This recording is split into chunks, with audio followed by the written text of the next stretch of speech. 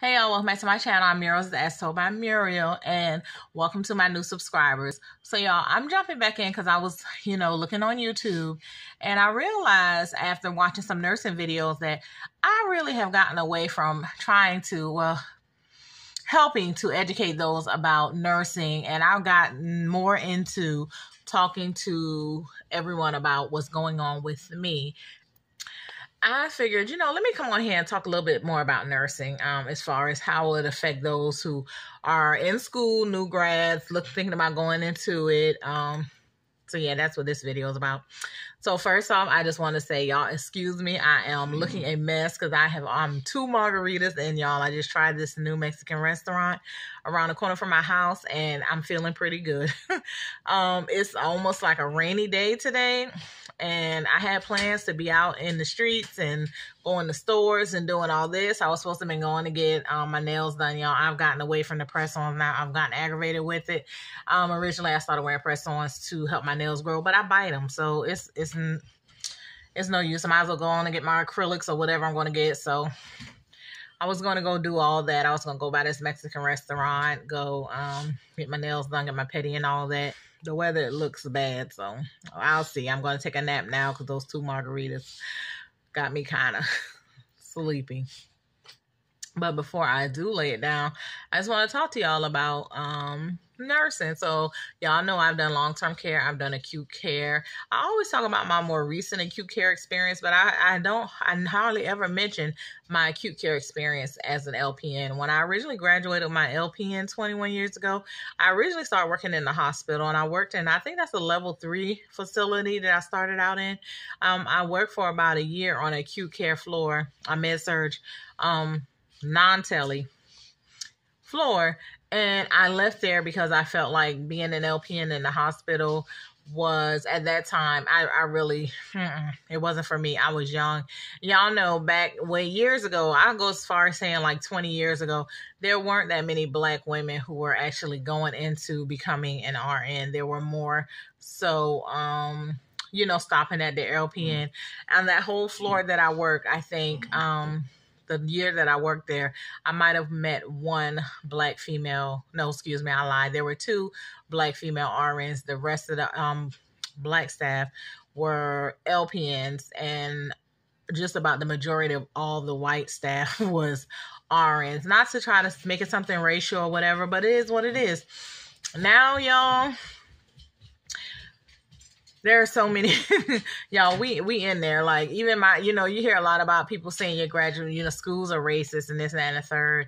But there have been so many Black female and male RNs coming out, like, in the last, I'll say, 5 years. Like, almost everybody that I work with, they're going back to school for their RN. Some so much as they're becoming nurse practitioners. Like, I know they say people like to say it's saturated. I really do feel like it's saturated right now as far as with NPs, but I'm not saying that to discourage anybody from going to get their NP. But I hear a lot of videos. I see a lot of videos where people are saying like it's hard to get a job when they finish their NP. Because y'all, the market is saturated. Not gonna lie to you, it is kind of saturated. And that's why a lot of people are going for their CRNA. Now, mind you, I was one of those in the beginning. I said I was gonna go for my CRNA years ago. That's what I said I was gonna go for. But y'all, I'm not doing that. I'm not gonna lie. And I think I was saying I was gonna do it more so for the look of it, not so much that I had a passion to do it. Y'all know I don't even have a passion for nursing. I just have a passion for people, elderly to be exact. And children. I have a passion for people. I really don't have a passion for nursing. So becoming a CRNA, I really thought about, and I was like, if I do it, I'm just doing it just to be a CRNA. I'm not even doing it and I'm doing it for the money. I wouldn't even be doing it for the love of helping people.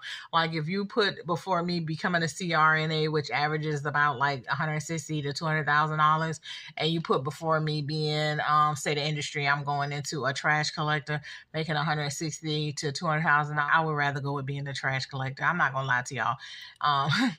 A lot of things that people don't discuss in nursing, they like to say about the administration and this, that, and the third. But y'all, let me tell you what really kind of does make nursing stressful. It's the patients. People, they're not going to admit it. People ain't going to tell you that dumb patients can work your nerves. Along with the patients, it's their family members. Y'all might say, I'm being mean or whatever, but I'm telling y'all the God's honest truth before y'all get out there. There are some patients who are just not going to be grateful for what you do for them. They don't care. They're going to fight against you. They're going to give you so much pushback. And it almost puts you in the mind of thinking like, why did you even come for help if you're not going to want the help? Like, do you like being sick? Does it feel good to be sick? I find I kind of have a hard time saying this on one aspect because I myself am not the healthiest person as far as medical standards. Like I am overweight, and I do, sometimes my blood pressure gets high. Like if I lose 10 pounds today, my blood pressure will decrease. If I lose 20 pounds, my blood pressure will decrease and it'll stay decreased. What people won't tell you, these patients, Lord, will test your gangster for real. Like you want to help them, but they make it so, some of them make it so hard. I started working long-term care. Y'all, those patients were so grateful. They were grateful for any and everything you did for them. Brush their hair, brush their teeth, bathe them, get them dressed, get them looking pretty, compliment them. They were so grateful for everything. These patients these days, no, I'm not taking that medicine. No, I'm not taking no insulin. No, I don't want to be changed. No, I don't want to know this and know that. And you're not doing this. And it comes, and I'm talking about in the hospital as well as long-term care. And it almost makes you feel like, why are you here? Why are you here if you don't want the help? In the hospital, it used to work my nerve because you will have patients who were found under responsive blood sugar, 1,200 and above. They was in ICU or whatever. They were on an insulin drip. Now they're kind of stable. They got their blood sugars wavering around, anywhere from 200 to maybe 400. It's not stable. That's not stable, but it's stable enough they can come on the med-surg floor. Now they get on the med-surg floor. They're calling their family to bring them something to eat. The family comes with a 3-piece Bojangles fried with biscuit, and then you checking their sugar, and they're like, what's my sugar? You check it, it's 300. And they're like, oh, okay. So they know you about to shoot them up with some insulin. So they just go ahead and eat that 3-piece chicken. You know what I'm saying? It's like, you really about to eat this fried chicken and this biscuit and this rice and your blood sugar already 300 or something? Like, they don't even pretend like they're going to do better when they go home. Like they in the hospital already showing you we ain't going to do no better. Like we ain't even going to pretend to do better in front of you. So, and then you got those ones who don't even want you can't even check their sugar. They don't want you to check their sugar. You can't stick them. They tired of you sticking them. But you came in because you was found unresponsive with hyperglycemia. Like these patients sometimes will test your gangster.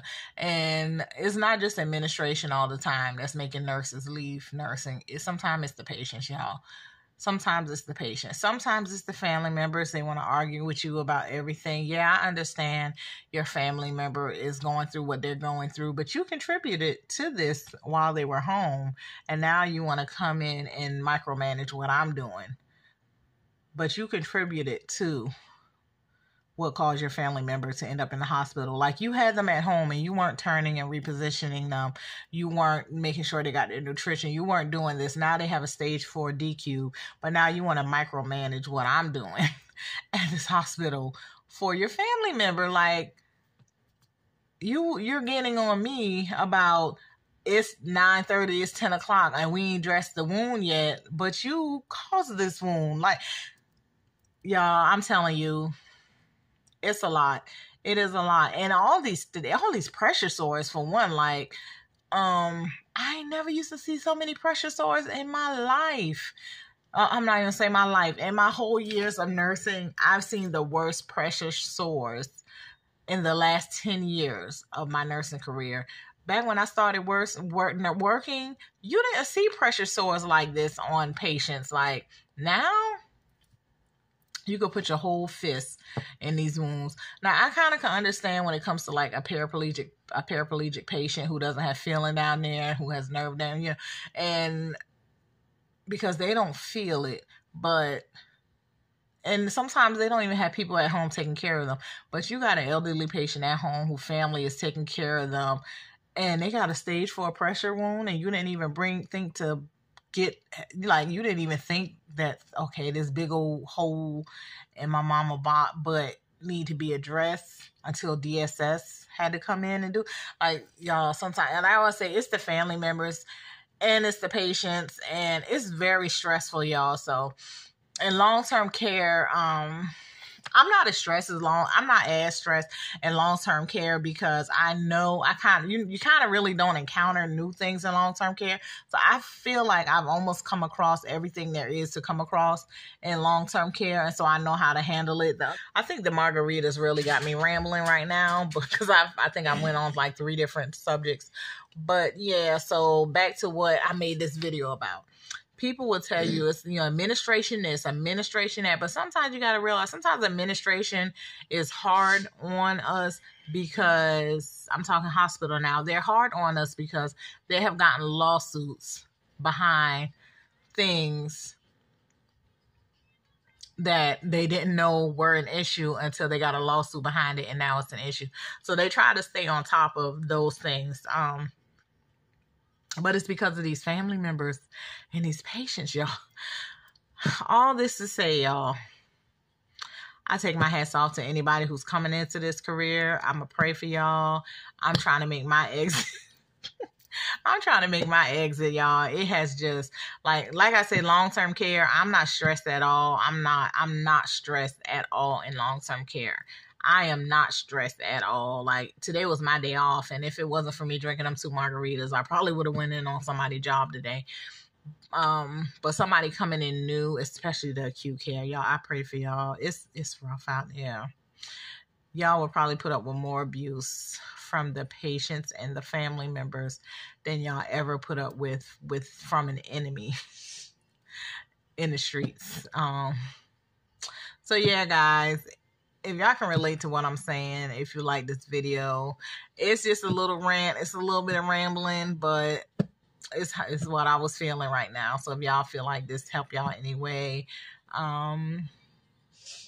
yeah, please like, comment, and subscribe. I'll be back with y'all, probably more level-headed sometime on the next video. And we'll discuss a little bit more about nursing and about my trash business. So I'll talk to you guys later. Bye.